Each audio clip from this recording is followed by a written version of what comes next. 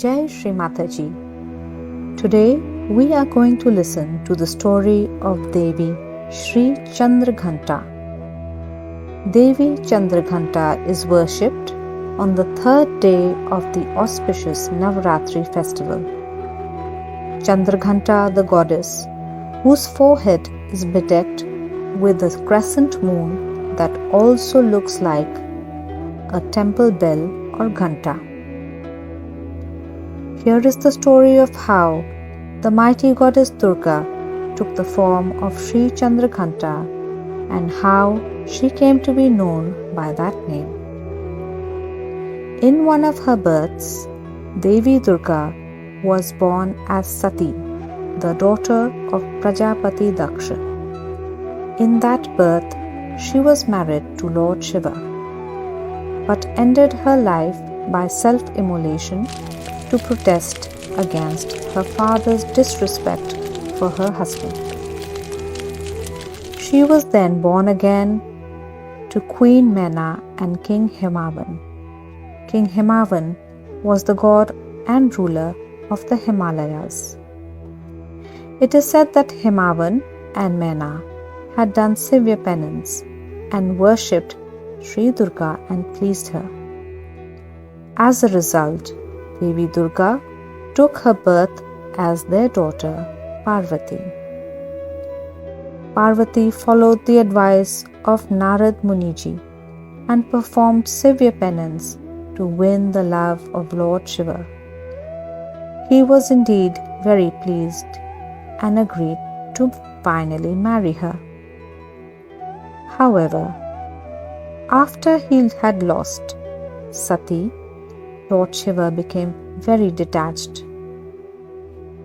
He did not care for anything anymore. So when he came down to Himavan and Meena's palace for the wedding ceremony, he looked very scary. His hair was matted in dreadlocks. His body was smeared in ash. Snakes were coiling all over him. His looks scared all the people who had assembled at the palace for the royal wedding, especially his wedding procession, being comprised of ascetics, ghouls, and ghosts. Some of the wedding guests even fainted in sheer fright. When Parvati saw him, she was very upset. And she was scared too. But she did not want to give up. So she assumed a very, very terrible form too. She became huge and sat on a lion. She then grew 10 arms, and in each hand she carried something different: a trident, a mace, an arrow, a bow, a sword, a lotus, a gourd, a bell, and a kamandal. With her 10th hand, she blessed her devotees. After assuming that form, she closed her eyes, and with a pure heart she prayed to Lord Shiva and begged him to change his appearance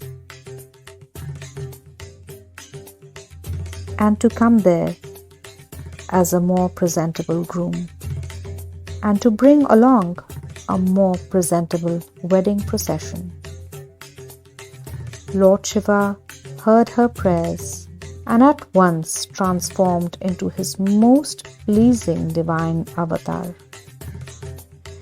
His wedding procession too was transformed and comprised of gods and goddesses, devas and devis. After that, Shiva and Parvati were married with grand celebrations. Since that day, we celebrate and pray to the Shakti's manifestation of Shri Chandraghanta on the third day of Navaratri. It is said that when devotees pray to Shri Chandraghanta with their heart, Shri eradicates all negativity from their lives, all their sins, all suffering due to bhuts and badhas, anything that is negative, their depression, their mental anxiety, all troubles and tribulations are wiped out.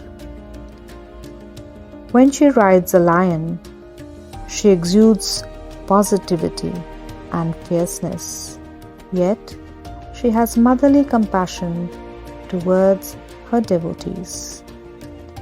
Here's wishing all of you a very Shubh Navaratri. May Goddess Chandraghanta bless you with peace, positivity and lots of strength. Jai Shri Mataji.